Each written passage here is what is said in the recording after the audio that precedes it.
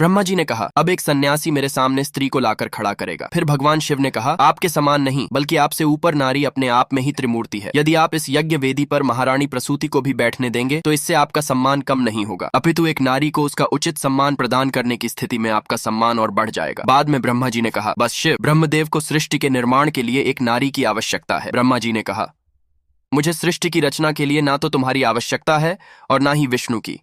ये मेरा बड़प्पन है कि मैंने तुम्हें त्रिमूर्ति का अंग बने रहने दिया और तुम मुझे ही तुच्छ दिखाने का प्रयास कर रहे हो। भगवान शिव ने कहा, ब्रह्मदेव, मैं आपको तुच्छ नहीं दिखा रहा हूँ बल्कि आपको आपके अहंकार से परिचित करा रहा हूँ। ब्रह्मा जी ने अपने पंचम शिष्य को दिखाकर कहा, यह मेरा पंचम शिष्य प्रमाण है मेरे सर्वश्रेष्ठ होने का, और आज जिस सभा में तुमने मुझे तुच्छ दिखाने का प्रयास किया है उसी सभा में मैं स्वयं को सर्वश्रेष्ठ घोषित करूंगा। बाद में ब्रह्मा जी ने एक सृष्टि का निर्माण करते हुए कहा, देखो, यह है सृष्टि का सबसे पहला मनुष्य, मनु। ब्रह्मा जी द्वारा बनाई गई सृष्टि खंडित हो गई तो शिव जी ने कहा, प्रत्यक्ष देख लिया ब्रह्मदेव कि संसार का सृजन नारी के बिना नहीं किया जा सकता। ब्रह्मा जी ने कहा, तुम ही ने अपनी मायावी शक्तियों से मेरे द्वारा बनाई गई सृष्टि का खंडन किया।